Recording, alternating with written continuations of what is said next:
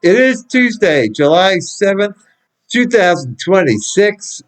There are 7 days until the All-Star game in Philadelphia with our lone All-Star, Juan Soto.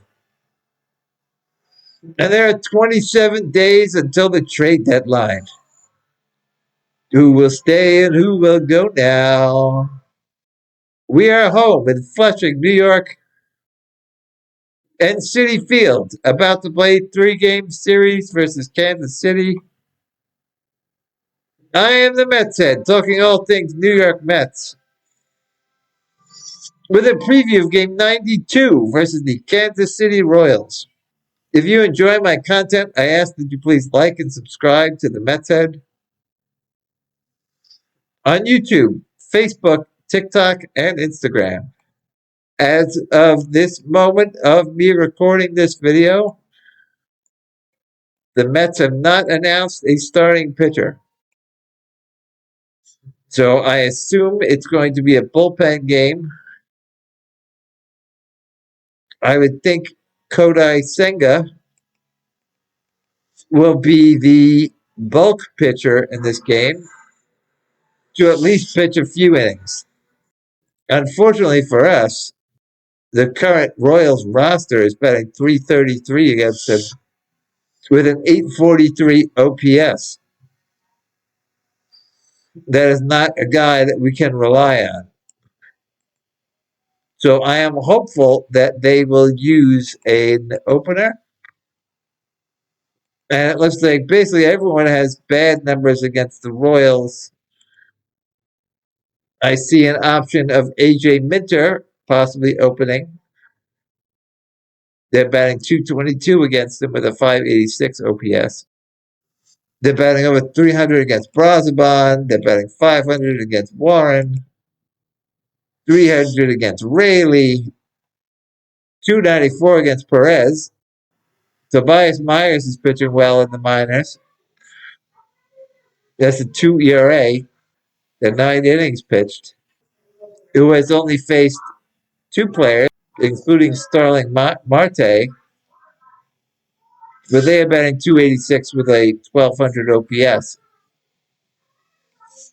He is scheduled to start in the minor leagues tomorrow, so perhaps they bring him up because it's his day to pitch. But excluding those guys, I would say AJ Minter should start, followed by Kodai Senga, and then Cianel Perez would be my best choice for who to pitch in this game. That being said, with Senga being the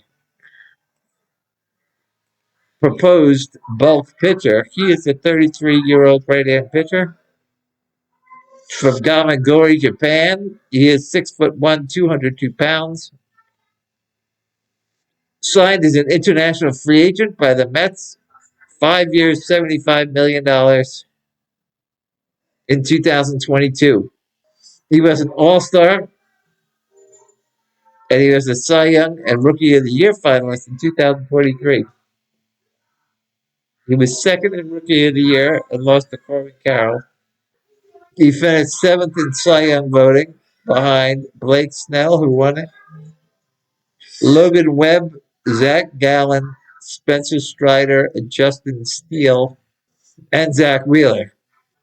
This is his 4th year on the Mets.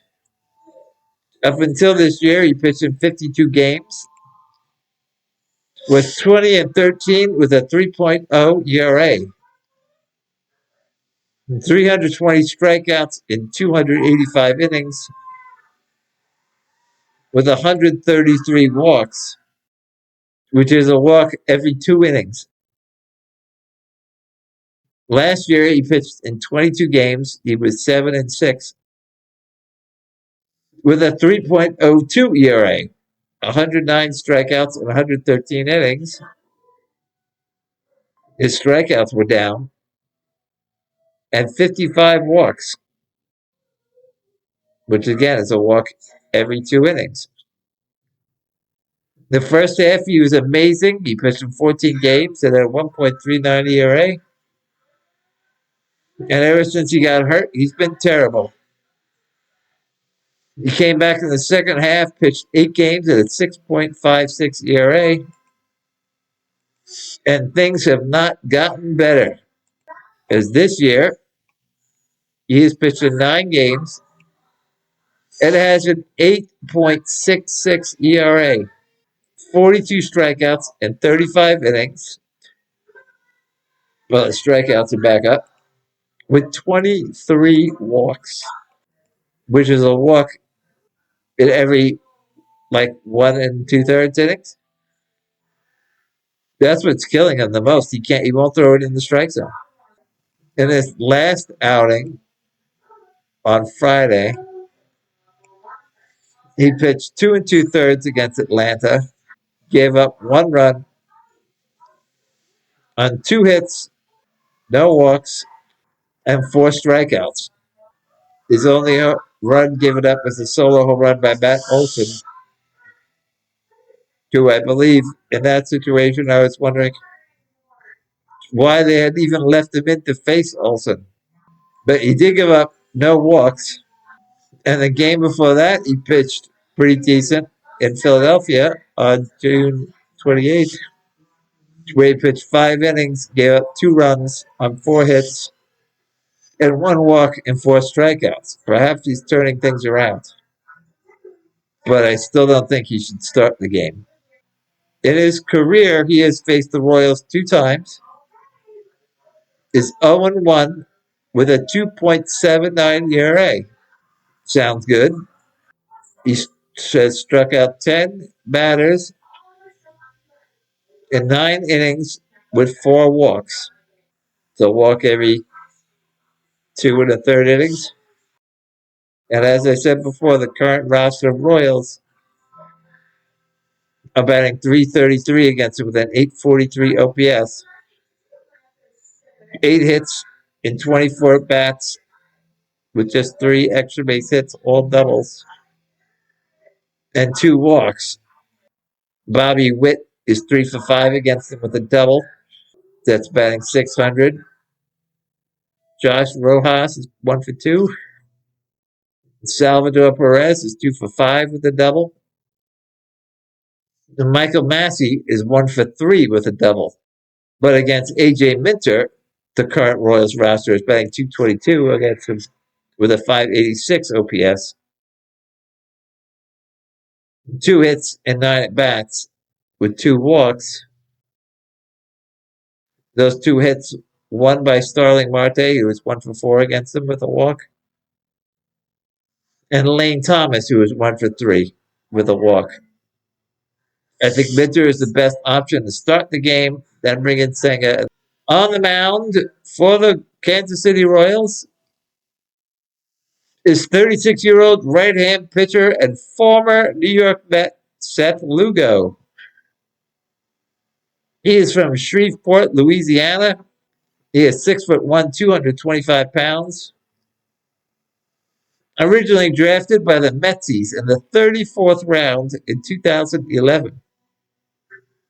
Garrett Cole was number 1 by the Pirates. Trevor Bauer was 2nd by the Diamondbacks. Anthony Rendon was picked 6th. Francisco Lindor was 8th. Javier Baez was 9th. George Springer was selected 11th. And we took Brandon Nimmo, 13th. Mookie Betts was selected 172. Marcus Semien was selected 201st by the White Sox. And the Pirates also took Clay Holmes, number 272. This is his 3rd year in Kansas City. He played 1 year in San Diego after playing 7 years with us. He is a 1-time All-Star and Gold Glove winner in 2024 for Kansas City. He also was runner-up in the Cy Young votes that year. For the Royals, he pitched 33 games. He was 16-9 with a 3.0 ERA, 181 strikeouts in 206 innings with 48 walks. There's a walk every 4 1/3 innings. Of course, he lost the Scooble And Skubal pitched in 31 games that year. He was 18-4 with a 2.39 ERA, 228 strikeouts, and 192 innings, with only 35 walks. That's a walk every 6.5 innings. Incredible. He was also 15th in MVP votes. This is his 11th year in the league. He's pitched 377 games. He is 67-53 with a 3.55 ERA, just over 1,000 strikeouts and about 1,100 innings, with 306 walks, which is about a walk every 3.5 innings. In his 7 years with the Mets, he pitched in 275 games. He was 32-24 with a 3.48 ERA, 500 strikeouts and about 500 innings, which 137 walks, which is about a walk every 3 2/3. I don't remember why we let him go. Does anyone remember the story? Leave a comment below if you remember what went on with all that. Last year, he pitched in 26 games. He was 8-7 with a 4.15 ERA, 125 strikeouts in 145 innings, with 55 walks. That was elevated for him. That was a walk every 2.5 innings. This year, he's pitched in 17 games. He is 3-6 with a 4.20 ERA, 76 strikeouts in 96 innings, with 30 walks. Back to his average of a walk every 3 1/3, 3.5 innings.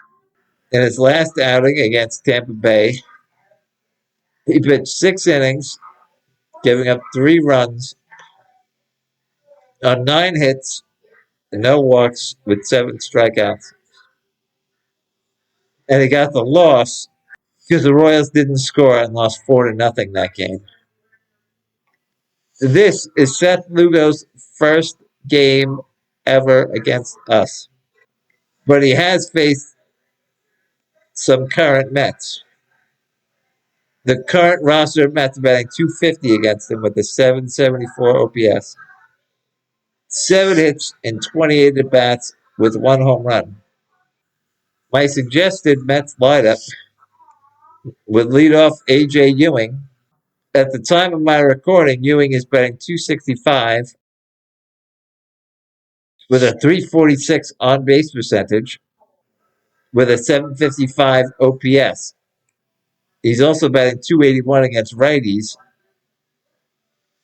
with a .766 OPS. Batting second should be Bo Bichette. He is 2 for 8 with a walk against Lugo, batting .258 with an under 700 OPS, but is batting .300 this week with a .700 OPS. Batting third is our best hitter and only All-Star Juan Soto, is batting around .300, also batting .300 against righties with a 1,000 OPS. I think Francisco Lindor should bat fourth. He has never faced Lugo. I like that he's a switch hitter. I don't want him batting too far down in the lineup, but I think Ewing is our best option at leadoff right now. So Lindor's got to bat somewhere, at least until he starts doing better. Also, Lindor can steal bases. And with who I'm going to say is batting behind him, he really needs to steal some bases to avoid double plays. Then I think Francisco Alvarez should bat fifth. He has our second highest average as a right-hand hitter, batting .246 with a .734 OPS. Only Bichette is better, and that's not saying a lot. He's batting .258 with a lower OPS. I think he is very important as a hitter and as a right-handed anchor in this lineup, and he really needs to bat fifth. Stop trying to bat Jared Young, who's batting 220, or someone else in front of him. Sixth, I think, should be Carson Bench. I think he's got some power and can knock in Alvarez. Jared Young should bat seventh. He's only batting 223 this year with about 700 OPS, but against righties, he's hitting 239. So he's not that good, and he needs to be replaced later in the game when they bring in the lefty with Mark Vientos. Everyone's really down on Vientos, but he is third on the team in RBIs. And when they bring in a lefty, why he should bat, because he's batting 281 against lefties with an 855 OPS. For the time being, I think Brett Beatty should bat eighth, because we really don't have any other options at this point. I said yesterday that I think when Polanco and Robert come back, I think Beatty will be on the bench. And Ewing may be at second base instead. And batting ninth should be Ronnie Mauricio. While he is up, he should be getting as many at-bats as possible. Otherwise, why bring him up? He's batting over 300 in AAA. Then you bring him up and you bench him if he doesn't hit right away. He's never going to improve that way. So I hope we give Lugo a rude awakening and stay ahead of Kansas City in the standings, because we don't want to be in the basement. Not that it really matters, but it's just a pride thing. Until next time, I'm One Gun.